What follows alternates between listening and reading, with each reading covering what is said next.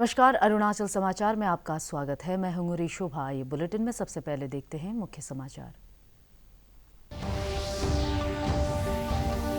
प्रधानमंत्री Narendra Modi video conferencing के जरिए राज्य के मुख्यमंत्रियों के साथ कर रहे हैं बैठक। प्रधानमंत्री ने कहा कि हमें सुनिश्चित करना होगा कि कोविड-19 का संक्रमण गांवों में न फैले। मुख्यमंत्री पेमा खांडू ने कहा, लॉकडाउन से स्वास्थ्य सुविधाओं को मजबूत बनाने का मिला समय।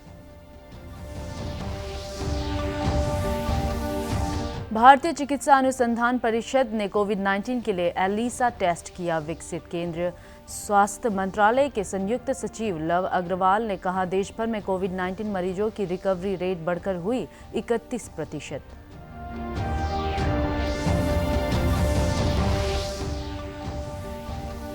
लॉकडाउन से ब्लड बैंक में रक्त की कमी को दूर करने के लिए राज्य के कई स्थानों पर चलाया जा रहा है रक्तदान कार्यक्रम। ईस्ट सियांग जिला प्रशासन स्थानीय संगठनों के साथ मिलकर कड़ाई से लागू कर रहा है सोशल डिस्टेंसिंग और मास्क लगाने का दिशा निर्देश।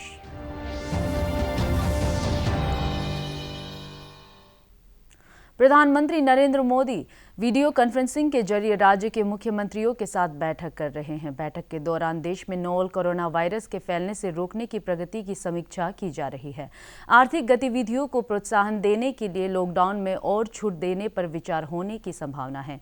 आर्थिक गतिविधियां तेज करने के उपायों और मजदूरों के मुद्दे से निपटने के तरीकों पर चर्चा भी बैठक के कार्यक्रम में शामिल है। पीएम मोदी ने कहा कि हमने जोर देकर कहा था कि लोगों को वहीं रहना चाहिए जहां वे हैं। प्रधानमंत्री ने कहा कि यह मानवीय स्वभाव है कि लोग घर जाना चाहते हैं, इसलिए हमें अपने निर्णयों को बदलना होगा और कुछ निर्णय को हमें बदलने भी पड़े हैं। पीएम मोदी ने कहा कि इसके बावजूद यह सुनिश्चित करना है कि कोविड-19 का संक्रमण गांवों में न फैले। मुख्यमंत्री पेमा खांडू ने कहा कि राज्य के सामाजिक और गैर सरकारी संगठन प्रशासन के साथ कोविड-19 के संक्रमण को फैलने से रोकने के लिए सोशल डिस्टेंसिंग और मास्क पर जन जागरूकता पैदा कर रहे हैं। श्री खांडू ने कहा कि लॉकडाउन से राज्य में स्वास्थ्य क्षेत्र में आधारभूत सुविधाओं का विकास में मदद मिली है और सरकार त्वरित गति से हेल्थ केयर का विकास कर रही है। मुख्यमंत्री ने कहा कि लॉकडाउन में छूट के बाद फंसे हुए लोग अपने राज्य में पहुंच रहे हैं और ऐसी स्थिति में समन्वित रूप से इस चुनौती से निपटना होगा। श्री खांडू ने कहा कि अरुणाचल प्रदेश सरकार ने अन्य राज्य से आने वाले प्रदेश के नागरिकों के लिए 100% कोविड जांच अनिवार्य कर दिया है ताकि संक्रमित व्यक्तियों की तुरंत पहचान हो सके। इधर केंद्रीय वित्त मंत्रालय ने स्पष्ट किया है कि केंद्र सरकार के किसी भी श्रेणी के कर्मचारी के मौजूदा वेतन में किसी भी तरह की कटौती करने का सरकार का कोई प्रस्ताव विचाराधीन नहीं है। भारतीय चिकित्सा अनुसंधान परिषद ICMR ने कोविड-19 के लिए एलिसा टेस्ट विकसित किया है। आज नई दिल्ली में संवाददाताओं को संबोधित करते हुए केंद्रीय स्वास्थ्य मंत्रालय के संयुक्त सचिव लव अग्रवाल ने कहा कि देश भर में कोविड-19 मरीजों की रिकवरी रेट बढ़कर 31% हो गई है। उन्होंने कहा कि डिस्चार्ज होने के बाद भी स्वस्थ हुए लोगों को 7 दिन तक होम क्वारंटाइन का पालन करना होगा। सिचुएशन डिटेरियोरेट होती हो तो वह संबंधित मेडिकल अधिकारी को सूचित भी करें। माननीय स्वास्थ्य मंत्री जी ने north eastern states Arunachal Pradesh, Assam, Manipur, Meghalaya, Mizoram, Nagaland, Tripura और सिक्किम के साथ एक वीडियो कॉन्फ्रेंस के जरिए राज्यों में कोविड स्थिति की समीक्षा की। राज्यों को माइग्रेंट लेबरर्स, स्टूडेंट्स और विदेश से लौटने वालों के लिए मिनिस्ट्री ऑफ हेल्थ और एक्सटर्नल अफेयर्स द्वारा जो प्रोटोकॉल बताया गया है उसके तहत स्क्रीनिंग और क्वारंटाइन मेजर्स इंश्योर किए जाएं, उसके लिए उन्होंने रिक्वेस्ट की है। साथ ही राज्यों को यह भी कहा गया है कि वायरस के स्प्रेड को रोकने के लिए सार्वजनिक स्थानों पर थूकने से रिलेटेड, स्पिटिंग से रिलेटेड जो प्रोहिबिशन है उसको इफेक्टिवली लागू किया जाए। जहां एक और हम समाज में हेल्थ सीकिंग बिहेवियर प्रमोट करना चाहते हैं, वहीं दूसरी ओर हम सबको मिलकर कोविड-19 से जुड़े हुए स्टिग्मा से भी लड़ना होगा। हमें बीमारी से लड़ना है, बीमार से नहीं। केंद्रीय गृह सचिव अजय भल्ला ने राज्य के मुख्य सचिवों को पत्र लिखकर कहा है कि वे बसों और श्रमिक विशेष रेलगाड़ियों के जरिए प्रवासी कामगारों की आवाजाही के लिए उन्हें आवश्यक सहयोग दें।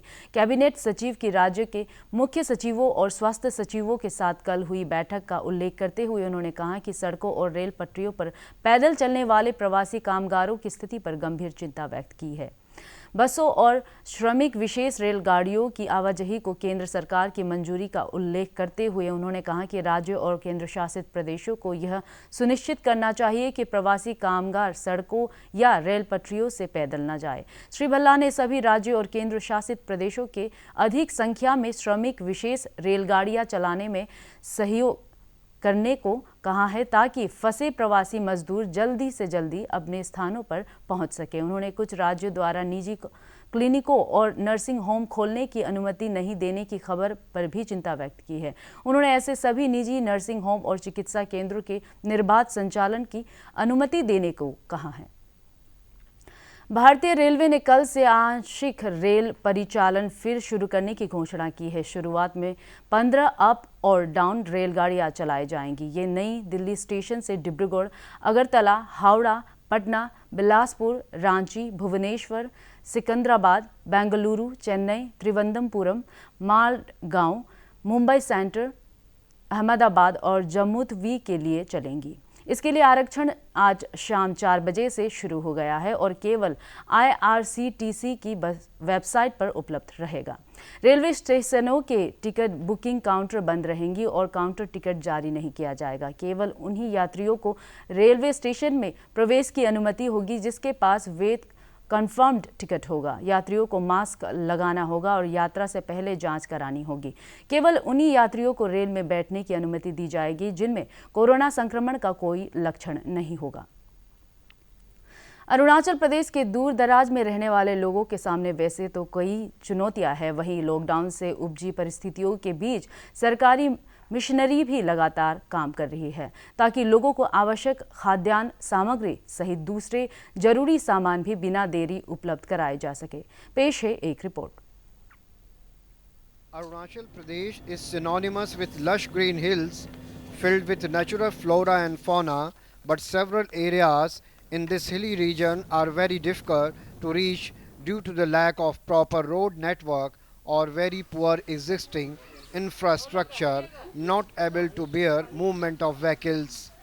Several parts of the state bordering Myanmar and China are in unreachable zone. Since lockdown, needy people getting free food grain, LPG cylinders through schemes like Pradhan Mantri Garib Kalyan Yojana.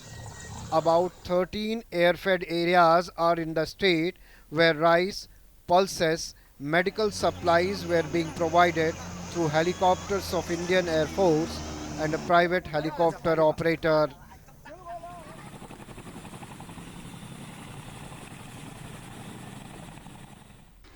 In spite of all the hardships, essential supplies are reaching at their destination on time and more food supply on their way to their respective destinations. ज़्यादातर जो है हम लोग का चावल है, आटा है, दाल है और कुछ चीज़ जो है आपको मेडिकल रिलेटेड आइटम्स है वो बिहार से, यूपी से, महाराष्ट्र से, बंगाल से, दिल्ली से आते हैं और वो सब जितना भी आता है यहाँ कोई भी ऐसे कोई भी चीज़ का कमियाँ नहीं हुआ। जितना ज़रूरत है सभी को हम लोग मुहैया किया पब्लिक को। Sanjay Pratap Singh, DD news, Itanagar. आज राष्ट्रीय प्रौद्योगिकी दिवस है। इस दिन प्रौद्योगिकी के माध्यम से अर्थव्यवस्था को मजबूत कराने के उपायों का स्मरण कर लोगों को जागरूक किया जाता है। राष्ट्रपति रामनाथ कोविंद, उपराष्ट्रपति वेंकैया नायडू, प्रधानमंत्री नरेंद्र मोदी, केंद्रीय विज्ञान और प्रौद्योगिकी मंत्री डॉक्टर हर्षवर्धन और सूचना और प्रसारण मंत्री प्रकाश जावड़ेकर ने राष्ट्रीय प्रौद्योगिकी दिवस पर वैज्ञानिकों और इंजीनियरों को शुभकामनाएं दी है। पीएम मोदी ने एक ट्वीट में कहा है कि राष्ट्र उन सभी लोगों के प्रयासों को सलाम करता है जो विज्ञान और प्रौद्योगिकी के माध्यम से लोगों के जीवन में रचनात्मक बदलाव ला रहे हैं। राष्ट्रीय प्रौद्योगिकी दिवस पर शुभकामनाएं देते हुए उन्होंने 1998 में पोखरण में किए गए परीक्षणों की याद दिलाई। उन्होंने कहा कि पोखरण में किया गया परीक्षण भारत के इतिहास में मील का पत्थर था।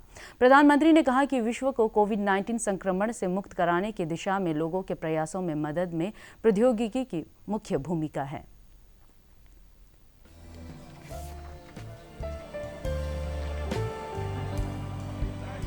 22वां टेक्नोलॉजी डे है और कोविड के रहते एक प्रकार से ये शायद ब्लेसिंग इन डिस्गाइज हुआ है कि अपने अपने दफ्तर के अंदर बैठकर सारे देश के अंदर कई हजार वैज्ञानिक उन्होंने इस टेक्नोलॉजी डे के सेलिब्रेशन में भाग लिया।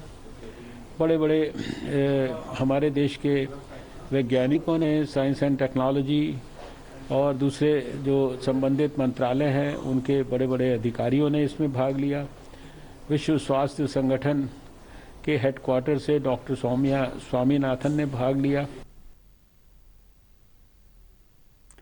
पासीघाट में देश के अन्य राज्य से वापस आ रहे छात्रों और अन्य नागरिकों के लिए 3 क्वारंटाइन सेंटर बनाए गए हैं। पासीघाट स्टेडियम में बनाए गए क्वारंटाइन सेंटर में 250 लोगों को रखने की सुविधा है। इस सेंटर के प्रभारी EAC कामिन दरांग ने बताया कि यहां पर भोजन के अलावा नियमित स्वास्थ्य जांच की व्यवस्था की गई है। इस सेंटर को ग्रीन, ऑरेंज और रेड जोन में बांटा गया है। उन्होंने कहा कि फिलहाल यहां ग्रीन जोन से ही लोग आए हुए हैं।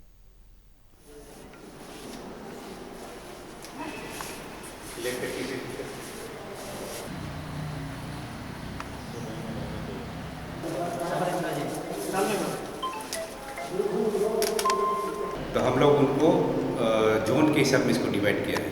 ये 4 ब्लॉक है स्टेडियम का, ABCD। तो अभी हम लोग A ब्लॉक में जितना भी ग्रीन जोन से सबको रखा हुआ है।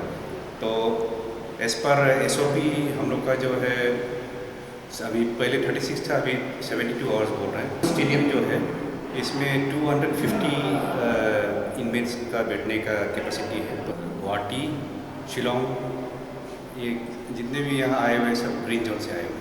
तो सैंपल देने के बाद में एज पर मेडिकल टीम जैसे हम लोगों को गाइड करेगा, हम लोग को नेसेसरी उन लोगों को होम क्वारंटाइन यहाँ से निगेटिव होगा तो हम लोग भेज देंगे। गालोक कल्याण सोसाइटी GWS द्वारा राज्य भर में रक्तदान की सुविधा वाले केंद्र पर आज से 4 दिवसीय रक्तदान कार्यक्रम चलाया जा रहा है। GWS के पूर्व अध्यक्ष डॉक्टर मिंगे लोई की पहली पुण्यतिथि के उपलक्ष्य में चल रहे रक्तदान का उद्देश्य राज्य में बहुमूल्य मानव जीवन की रक्षा के लिए ब्लड बैंकों में रक्त की मांग को पूरा करना है। सोसाइटी के एक सदस्य ने बताया कि लॉकडाउन के चलते प्रदेश के अस्पतालों में रक्त की कमी की रिपोर्ट के मद्देनजर RK मिशन अस्पताल ईटानगर सहित प्रदेश के कई नगरीय क्षेत्रों में रक्तदान चल रहा है। कोविड-19 के वजह से लोग हॉस्पिटल में आने के लिए डर रहे हैं और ब्लड देने के लिए तो और भी डर रहे हैं। तो उसके वजह से आज हर तरफ आपका ब्लड स्कार्सिटी है। तो ठीक इसी दिन जो आज का दिन में हमारा फॉर्मर GWS प्रेसिडेंट डॉक्टर मिंगे लोई का जो डेथ एनिवर्सरी जो है आज पड़ रहा था, तो हम लोगों ने डिसाइड किया कि चलो इस दिन में उस महान आत्मा के नाम से हम लोग एक नोबल काम जो है हम लोग करना चाहिए। ऑल ओवर अरुणाचल में 8 जगह में आज हो रहा है। तवांग में हो रहा है, दापोरिजो में, पासीघाट में, तेजू में, रोइंग में, फिर ये ट्रिम्स और ये RK मिशन हॉस्पिटल में। मेरा नाम बिंजू कार्लो है। मैं गालो वेलफेयर सोसाइटी का वोमेन विंग का ट्रेजरर में हूँ। तो बहुत ही अच्छा लगा आज हम लोग का गालो वेलफेयर सोसाइटी ने जो ये प्रोग्राम रखा ब्लड डोनेशन का। तो लेडीज़ भी आए हैं, बहुत सारे आए हैं, अभी 12-15 जैसा होगा बाहर में। और भी ये 2 दिन चलेगा, आज कल और परसों। तो इस बीच भी बहुत लोग आके दे सकते हैं। लोगों ने चंदा उठा के ये हम लोग ड्राइव कर रहे हैं all over Arunachal. East Siang जिले में लॉकडाउन का पालन सुनिश्चित करने के लिए प्रशासन और स्थानीय संगठन मिलकर काम कर रहे हैं। जिला प्रशासन द्वारा मास्क लगाने को अनिवार्य किए जाने के बावजूद इसका उल्लंघन करने वालों से जुर्माना वसूला जा रहा है। नगरीय और ग्रामीण क्षेत्रों में सोशल डिस्टेंसिंग पर जन जागरूकता का सकारात्मक असर देखने को मिल रहा है।